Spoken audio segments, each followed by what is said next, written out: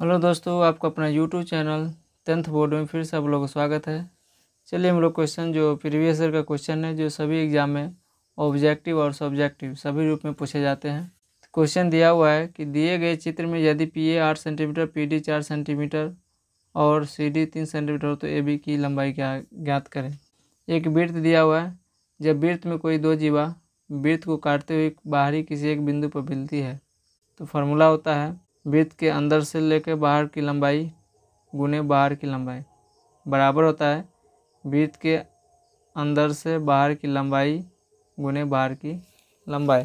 जो सबसे बड़ी रेखा है उसकी लंबाई PA की लंबाई गुने जो बाहर की छोटी रेखा है उसकी PB की लंबाई बराबर होता है सबसे बड़ी रेखा यानी PC की लंबाई गुने बाहरी रेखा PD की लंबाई। PA की लंबाई गुने PB की लंबाई बराबर PC की लंबाई गुने PD की लंबाई। ये बराबर होता है यानी PA की लंबाई दिया हुआ है। PA की लंबाई यहाँ से यहाँ तक दिया है 8 सेंटीमीटर। तो यहाँ इसको हम मान लिए यहाँ से यहाँ तक वृत्त को जीवा जो काटती है x सेंटीमीटर और यहाँ से यहाँ तक 8 है तो 8 में से घटा देंगे तो x यानी इतना की दूरी है 8 माइनस x। फिर यहाँ पर दिया हुआ है CD की लंबाई 3 सेंटीमीटर और PD की लंबाई दिया है 4 सेंटीमीटर। तब फार्मूला यहाँ पर लिख दिए PA गुने PB बराबर PC गुने PD।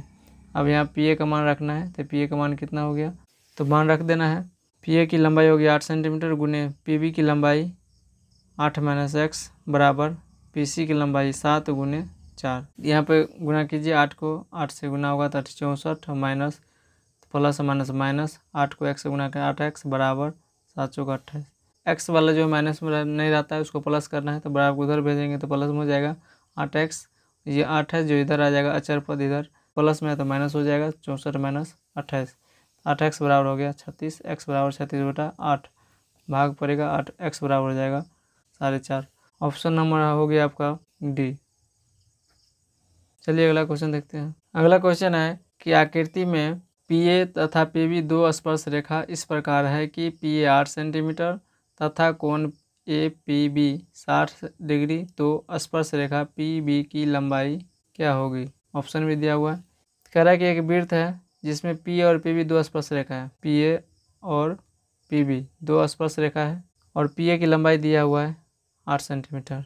आपको याद होना चाहिए जब कोई वृत्त पर बाहरी बिंदु से वृत्त को स्पर्श करती है, जब दो रेखा वृत्त को बाहरी बिंदु से स्पर्श करती है तो दोनों रेखा की लंबाई बराबर होती है। PA की लंबाई 8 सेंटीमीटर तो PB की लंबाई भी क्या हो जाएगा 8 सेंटीमीटर का। दोनों रेखा की लंबाई क्या होता है बराबर, तो PB की लंबाई 8 सेंटीमीटर। ऑप्शन नंबर आपका दिया हुआ है ये। सिंपल बात याद रखिएगा, जब वृत्त कहीं बाहरी बिंदु से जब स्पर्श करती है दो रेखा तो दोनों रेखा की लंबाई बराबर होती है। चलिए अगला क्वेश्चन देखते हैं। सभी वर्ग होते हैं समरूप।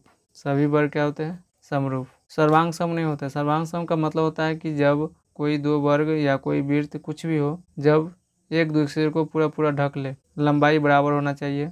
जो लंबाई है क्या होना चाहिए दोनों का बराबर होना चाहिए और एक जो है एक दूसरे को क्या होना पूरा ढक ले, कोण बराबर होना चाहिए, आकार बराबर होना चाहिए, तब वह सर्वांग सम होते हैं। यानी सभी वर्ग क्या होते हैं समरूप। अगला क्वेश्चन दिया हुआ है समचतुर्भुज के विकर्ण 6 सेंटीमीटर और 8 सेंटीमीटर है तो इनकी प्रत्येक भुजा की लंबाई क्या होगी। क्वेश्चन जो है ध्यान से पढ़िएगा और धीरे धीरे पढ़िएगा, ये नहीं कि पूरा फास्ट में पढ़ देना, समझ में नहीं आएगा। इसके विकर्ण की लंबाई दिया है 6 सेंटीमीटर 8 सेंटीमीटर, तो इनकी प्रत्येक भुजा की लंबाई क्या होगी। तो प्रत्येक भुजा की लंबाई आपको पता है कि प्रत्येक भुजा जो है बराबर होती है इसकी लंबाई। यहाँ फिगर हम बना लिए समचतुर्भुज। समचतुर्भुज आपको पता है सभी भुजा क्या होते हैं बराबर, जैसे वर्ग में होता है उसी तरह समचतुर्भुज में भी होता है। अब यहाँ पे विकर्ण दिया हुआ है, एक दिया है 6 सेंटीमीटर और दूसरा दिया है 8 सेंटीमीटर। तो देखिए विकर्ण जो है समचतुर्भुज में विकर्ण एक दूसरे को समद्विभाजित करती है, यानी दो भागों में बांटती है 90 डिग्री पर। तो एक विकर्ण दिया 6 सेंटीमीटर तो 3 हो गया, समद्विभाजित मतलब बराबर काटेगा। एक दिया 8 सेंटीमीटर तो बराबर काटेगा तो कितना 4 और 4। देखिए आपको पाइथागोरस प्रमेय आपको याद होना चाहिए। समकोण त्रिभुज बनता है तो एक कोण 90 का होता है, बाकी दो कोण न्यून कोण होते हैं। तो कर्ण जो है सबसे बड़ी भुजा होता है दोनों भुजा से। तो त्रिप्लेट आपको याद होना चाहिए, नहीं याद है तो आसान से हम निकाल सकते हैं। लंब और आधार दिया तो कर्ण निकाल सकते हैं। कर्ण जो होता है दोनों भुजाओं के स्क्वायर के बराबर होता है। तो 3 और 4 दिया है तो 5 जो फिक्स होगा।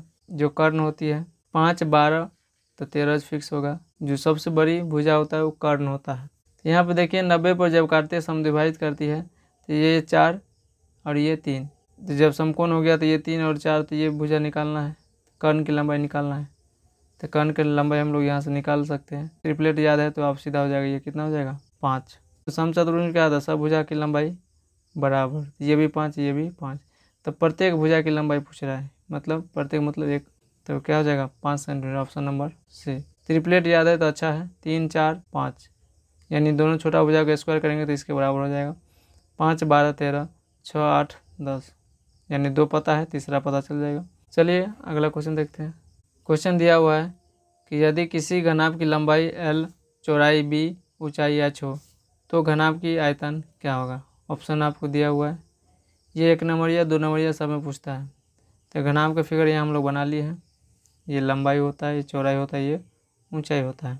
घनाभ का आयतन पूछा है, घनाभ का आयतन होता है लंबाई गुने चौड़ाई गुने ऊंचाई, तो L गुने B गुने H, शॉर्ट में हम बोल सकते हैं। यहाँ पर आपको फिगर में दिया हुआ है, क्वेश्चन में दिया हुआ है लंबाई चौड़ाई और ऊंचाई, तो लंबाई को L, चौड़ाई को B, ऊंचाई को H, यानी LBH भी लिख सकते हैं या L गुने B गुने H। ऑप्शन नंबर किस में, ऑप्शन नंबर ए। ये सिंपल क्वेश्चन है, फार्मूला पूछता है, याद रखिएगा। अगर आप लोगों को वीडियो अच्छा लगे तो लाइक कीजिएगा, शेयर कीजिएगा और सब्सक्राइब करिएगा। मिलेंगे नेक्स्ट वीडियो में, धन्यवाद।